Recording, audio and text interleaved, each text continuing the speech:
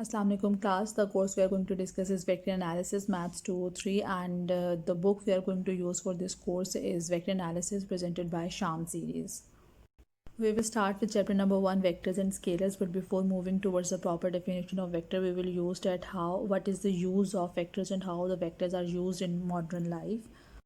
Here you can see a picture which is generated by using vector artwork. Now I will explain that what is the vector artwork. So vector artwork is basically the artwork that's made up of vector graphics. These graphics are points, lines, curves, shapes that are based on mathematical formulas or with the help of vectors. So you can see that we can enlarge a vector in any direction by changing its magnitude only. Then there will be no effect on the direction. So with the help of this vector artwork, we can zoom or we can enlarge our pictures up to any extent, and there will be no effect on the resolutions.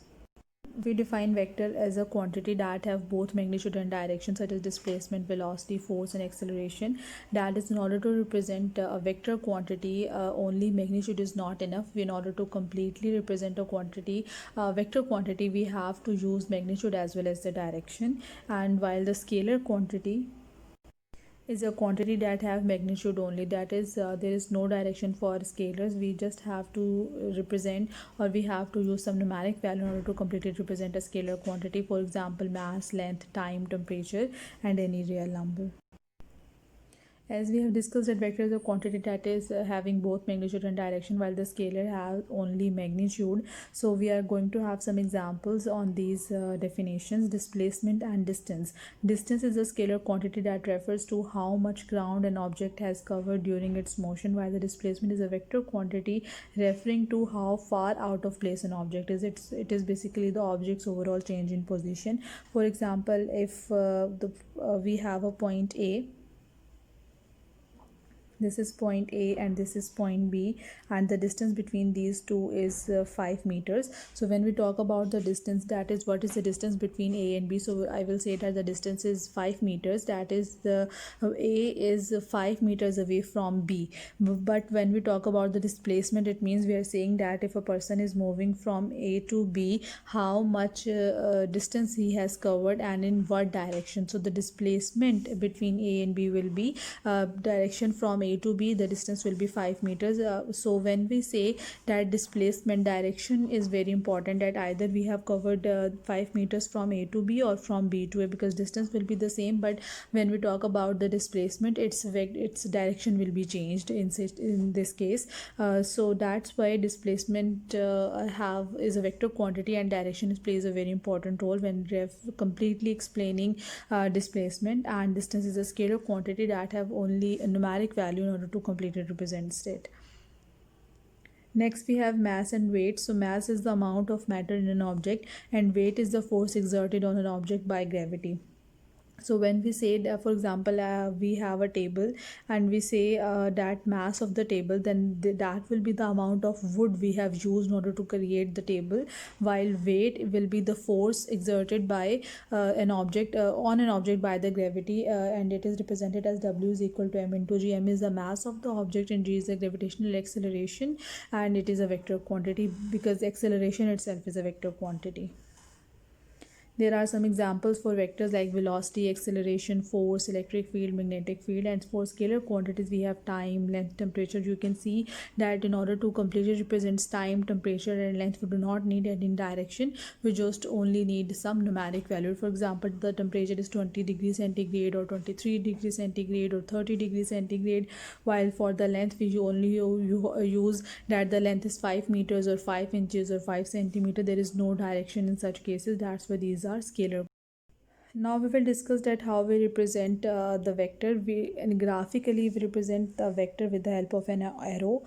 For example, here we are representing the arrow OP, that we are starting it from point A and ending it at the point P. So the tail end is basically named as the origin of the vector or the initial point of the vector, while the head at the end or the point P is named as the terminal point of the vector. And this is the graphical representation, and for the analytical representation we use a letter with an arrow over it. For example, here you can see that A and we are having an arrow over it, so this is representing the vector A. and its magnitude is denoted by mod of a, the vector a, mod of the vector a, or simple a. And we can also use the bold faced a or the bold letter a in place of a vector quantity. But normally when we write down the subjects, we only use a with a vector, a vector, or the with an arrow over it. But when we are typing it on Word or any other file, we can use this representation or the bold representation for the vectors as well. But when you're writing on a paper, it's always important and necessary to write or to draw a arrow over the letter that is representing the vector quantity. We have some solved problems. Question number 1, state which of the following are scalars and which are vectors. So the first quantity is weight, which is a vector quantity. Calorie is a scalar quantity. Heat is a scalar quantity, but momentum is a vector quantity. Density, energy, volume, distance, all these are scalar quantities. The speed itself is a scalar quantity, but magnetic field intensity is a vector quantity.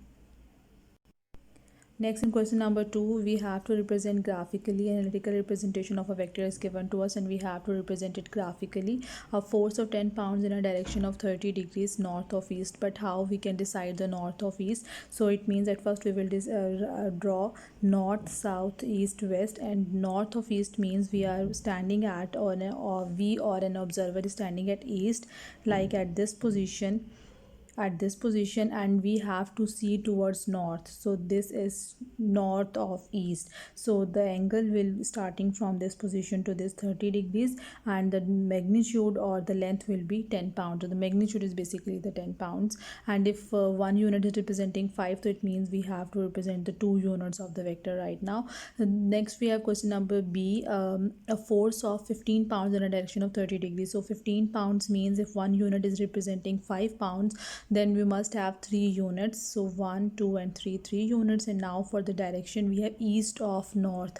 So it means we will standing at north and we will see towards east. So this will be the angle 30 degree, and this will be our vector quantity for this.